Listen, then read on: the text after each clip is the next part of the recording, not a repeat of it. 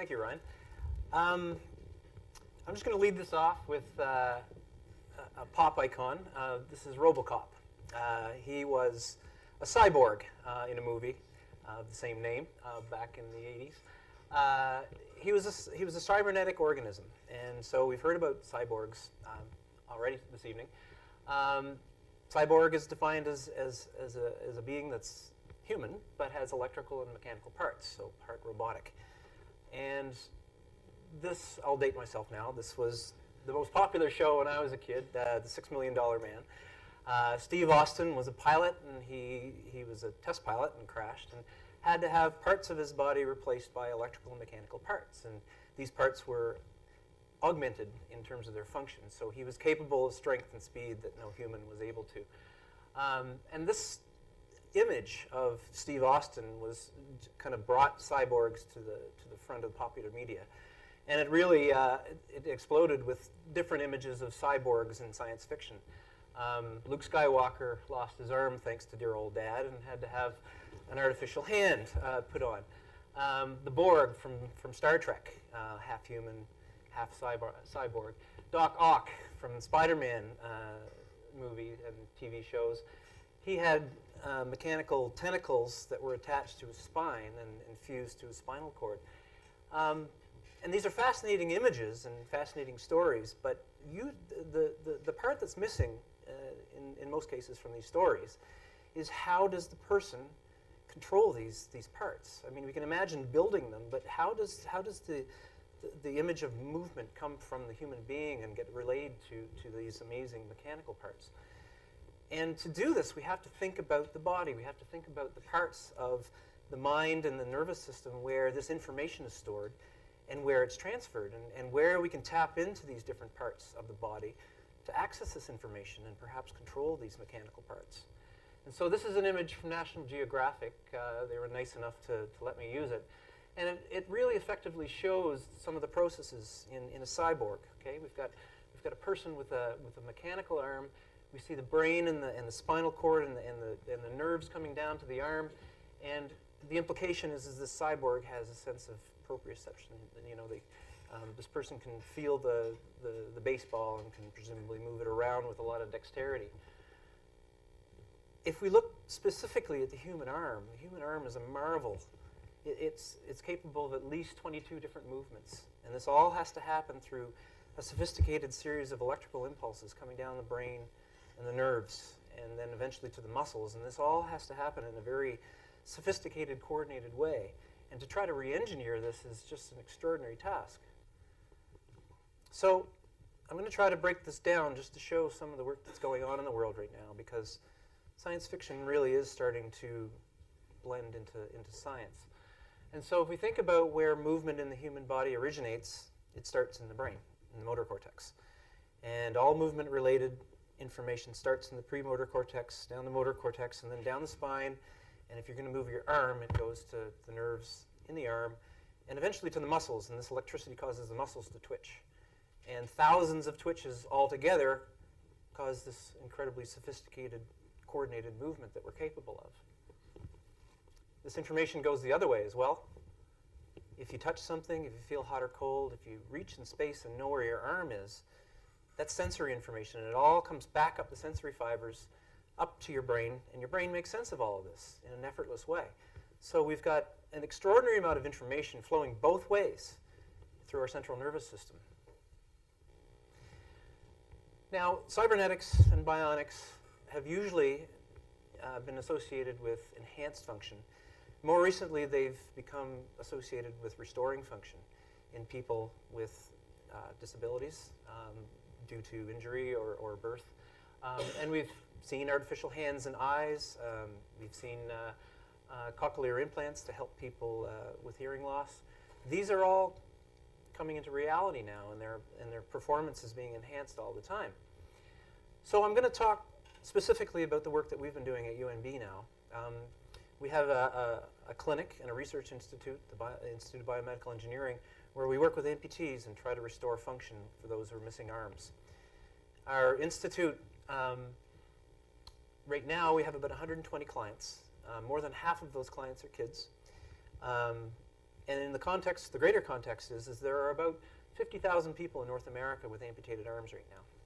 So we're talking about a relatively large population of people that have need for something to help them with the function that they've lost or never had if they were born with an underdeveloped arm. Our institute's been around now for over 40 years. Well, yes, over 40 years now. It began rather informally. It began really with the thalidomide tragedy, which thalidomide was a drug given to expecting mothers. It had the unfortunate side effect of causing kids with underdeveloped limbs, both arms and legs. So there were a lot of kids in the 60s and 70s who needed some sort of assistive device to help them. And this started our institute, and it became the genesis of our research program. So the way that artificial limbs, the state of the art in artificial limbs works right now, is that we use this information flow from the brain down the nerves to the muscles. But the key thing here is that when the electricity hits the muscles produce electricity when you contract them. So if you squeeze a muscle in your arm or anywhere, associated with the movement is also electricity. This is what you see when you see an electrocardiogram. Your heart is just a big muscle beating, and the sinus waveform that you see is the electricity being produced. So if we can measure that and tap into it and then decode that, we can actually make an artificial limb move in the way that is intended. And so this is the basis, I guess, of what's available now to amputees. This is a client of ours, a young girl who has an amputation through the middle of her forearm. So this is what we call a transradial amputee. And by flexing and extending her arm, she can cause this hand to open and close rather intuitively. She just does this, and the hand will open and close corresponding to which muscles she's using. But you can see she's really only using it in a very simple way. She's holding the pencil sharpener. She can do that, but there's no way she'd be able to control the hand in the way that she's using her intact limb, spinning the pencil. There's just, the prosthesis isn't capable of doing that, and she's not able to relay the amount of information to the device to control it in the way that she needs to. So this is what we're hoping to do at our institute and around the world. We're hoping to make the devices more sophisticated, and we're hoping to make the man-machine interface more sophisticated. Fortunately, right now around the world, there are a tremendous number of really sophisticated hands, wrists, and elbows that are coming onto the market that are going to change the mechanical side of these things. Okay, so the mechanical side of the cyborg is really seeing a big advance right now, and these are devices that are available now that are much better than the one I just showed you. They're very expensive so far. That's the biggest drawback. There are also some research prototypes out there. Ryan mentioned that we work with DARPA in the United States. Well, this hand from the Johns Hopkins University and the one on the right from DECA out of Manchester, they are dramatically more sophisticated than anything else that's out there. They're being developed for the US military injured soldiers first, so there's really no knowing when they're going to become available to civilians. This one up here is, we developed this with colleagues in Chicago, and it's still a research prototype, but these things are coming. It's only a matter of time. But back to the problem of the man-machine interface.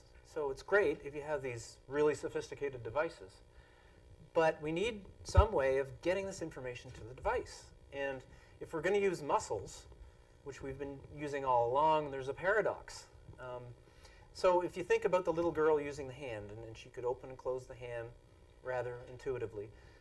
But the reason she could do that is because the muscles that control your hand are up in your forearm, and she still had her forearm, okay? So she could manipulate her muscles and control this hand pretty intuitively. But what happens if you lose your arm above the elbow? All these muscles are gone. So you don't have the ability to control your hand in the same intuitive way. And even more than that, you have to replace the elbow too. So if you go above the shoulder, now you've lost your biceps and triceps. You've lost all the forearm muscles. So you've got none of the stuff that would normally naturally control your arm. Plus, you're left with the shoulder, the elbow, and the wrist and the hand to replace. So it's a double-edged sword. You lose more and you've got less to control it with. So we have to go back to the drawing board and say, okay, there's nothing we can do to change that. Where can we get this information from? So we really need a better neural interface, and we really need to do more with this neural interface. And so I'm going to talk a little bit about some of the research that's going on around the world right now. We worked with the folks at Johns Hopkins on a strategy to put brain implants directly into the source, right into the motor cortex of the brain. Okay, so if all this information starts here, let's go straight to the source. And so that's a great idea, and some exciting things have been done. This fellow at the top, this was the subject of a paper published in Nature magazine back in 2010. He was a tetraplegic, no movement at all in his arms or legs. He had a chip planted in his brain, and he was able to control a cursor on a computer screen. That's a big deal. The problem is it has to be done under very tightly controlled circumstances. And it doesn't last very long, because if you put something in your brain, if this is what you put in, that's what it's going to look like in about two or 3 weeks. Scar tissue builds up around it because the brain does not like anything foreign in it, and it just basically insulates it. The other thing is that the brain is very plastic. If you've tuned this system one day, it's not going to work the next day. So scientists are still trying to figure out these two big problems with brain implants. There's another approach, too, which involves putting an array on top of your brain, letting it float there so you don't get the scarring issue, but still requires brain surgery, you know. And I really don't think, as much as an amputee wants an artificial limb, they're really going to consider brain surgery for it. Tetraplegics, maybe. But so the other way we can get at this information is to go at the peripheral nerves.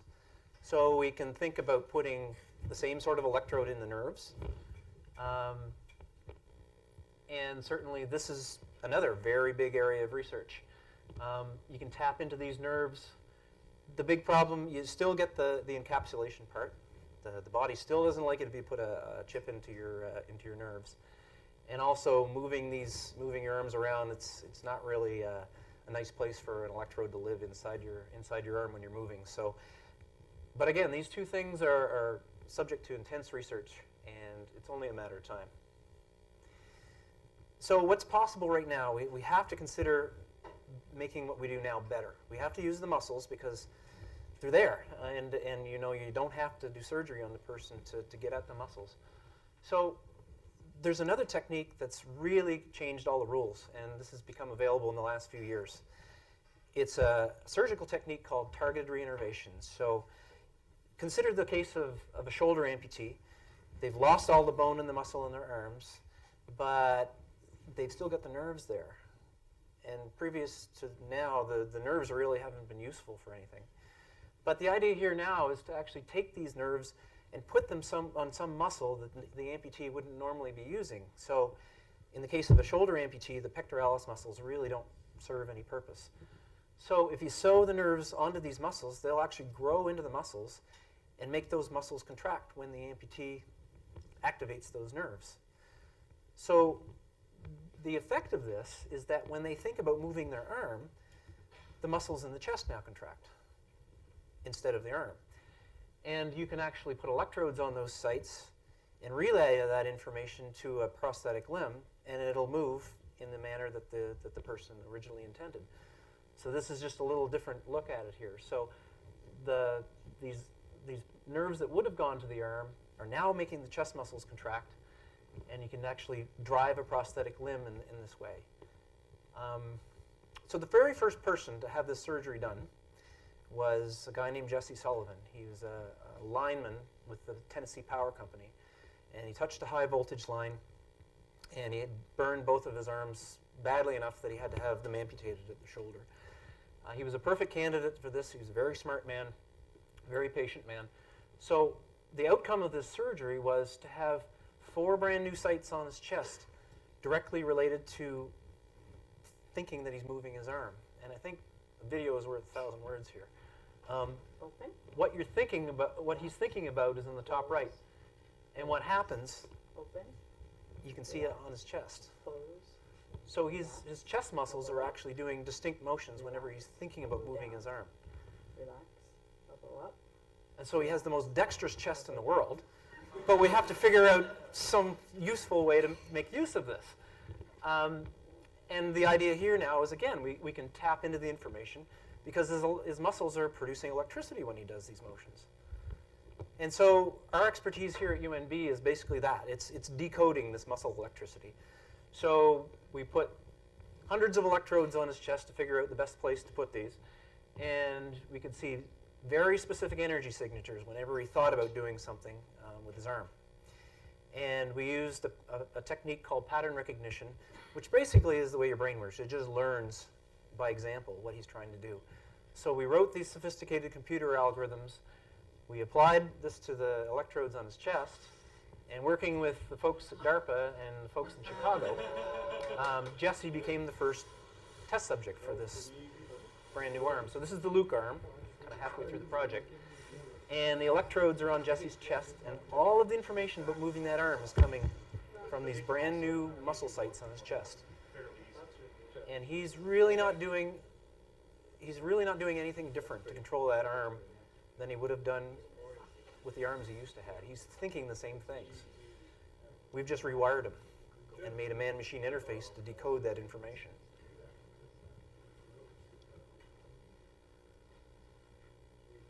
And so the doctor that came up with this technique is on the right here. That's Todd Kuiken. And Jesse, not only is he an ideal subject, he's kind of a ham too. So he's showing off for some nursing students in this video, and you'll see him kind of take the stage here a little bit.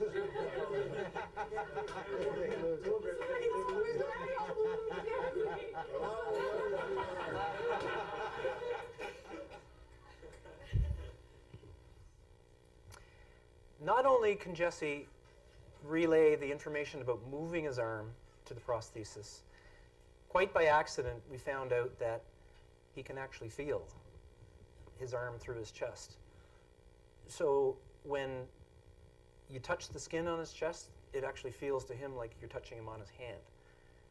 And so this actually holds the promise of restoring the sense of touch in prostheses as well. So the idea here would be to have sensors in the prosthetic limb that would activate when you touch something, and then you push on the chest in the appropriate way. So to him, it would be a completion. It would be a complete feedback loop of him being able to feel his environment. So we've been fortunate to be a part of these amazing projects.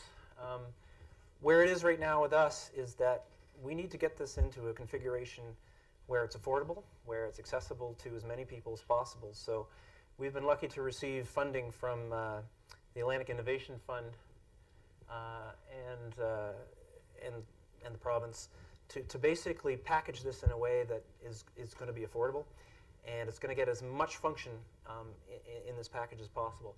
So we're in the 4th year of a 5-year project. We're in clinical trials right now with an advanced hand. This one always takes a little bit to advance here. So we've developed virtual training software. We've got state-of-the-art electronics in this thing. And this is our first subject using this. It looks kind of ugly right now. It looks a lot better now. But basically, it can move all the fingers individually. It's got this sophisticated man-machine interface on it that learns the kind of patterns that you want to do. And it's going to be available for $10,000, which is a magnitude of order less than the other systems that are going to be on the market or are on the market. So that's all I have for today. Thanks very much.